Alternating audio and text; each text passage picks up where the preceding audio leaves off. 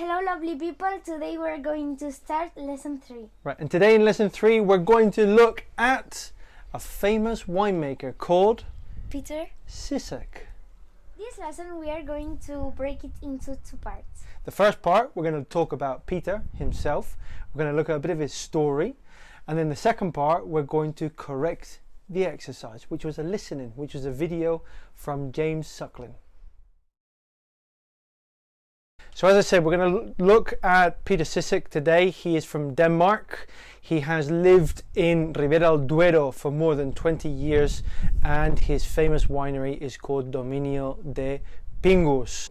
His passion for winemaking was ignited by his uncle Peter Vinding, which worked in a winery in Bordeaux, and he went to different wineries at a very young age to stay and work in them. He also went to Grafs, and then afterwards he went to Sonoma in California. So he studied agricultural engineering in Copenhagen. He went to live with the Vinding family, which was his uncle's family, for a short period of time in Bordeaux. After that, in 1990, he moved on to Ribera del Duero, where he went to work as technical director at Hacienda Monasterio. He believes a lot in Ribera del Duero. He believes a lot in the terroir, the area, and the way of life there. And this is where he found, I think, which was his treasure, the vineyard La Horra, which is the main or the vineyard where we obtained Pingas, which is one of the most well-known wines from Spain. And this is where the story of Pingas wine, the Pingas wine, started. Under the influence of the garage wine movement, he created Pingas, and the first vintage was in 1995. The essence of the vines with indigenous grape varieties, or the indigenous grape variety Tinta del País, was named, created this wine, which was named after his nickname that was given to him as a child by his grandmother, because she wanted to distinguish between Peter Vinding, his uncle, and himself.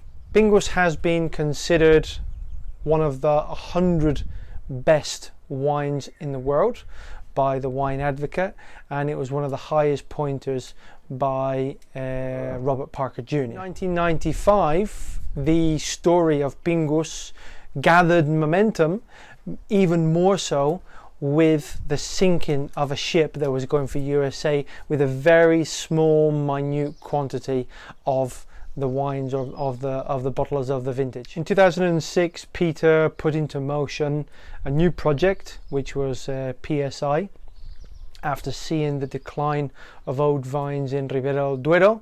And in 2010, he started another project in Saint-Emilion in France. Peter Cysec, still to this day, lives on the farm, or his farm, in Ribera del Duero. Thank you, Peter. So now what we're going to do, we're going to look at the lesson, the exercise that was given. And the first question was, how do you make a perfect wine like Dominio de Pingas 2012? And this is where Peter says that you have to live it. It's not just about making wine. Winemaking is a way of life. It isn't just a job, it's a passion. And I tend to agree. I think this is for anything you do in life. It's not just about winemaking. It can be based on any job, any task you do. Passion really does help you get a lot further.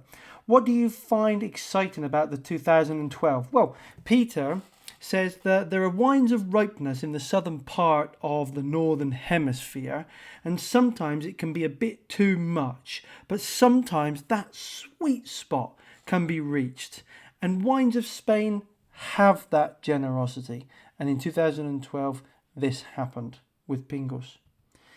In question number 3, it says, do you find that the magic of Tempranillo and old vines comes out in the 2012? And Peter says that he thinks it does. He says that Tempranillo is a complex grape, like many other great grape varieties are. Any great wine has to do with site selection. It can't be planted anywhere. Ribera del Duero has its fame from old vineyards and old vines planted in correct sites. And that Tempranillo, or those vines, or those grapes from those vines in the correct places can produce world-class wines. Number 4, and the last question. Do you think that Tempranillo in Spain is like Pinot Noir in Burgundy? And here Peter says that yes, he does think it is. Pingus is a single vineyard of Tempranillo. It isn't just a formula that would fit for any place in Spain. And at the end of the day, what's important? Soils are important. Soils are everything in wine. Okay, so thank you for doing the exercise. If you have any difficulties, just go over it again. And as I said before, give us your feedback. Let us know what the activities are like. Okay, because we can always improve on what we're doing. Thanks a lot.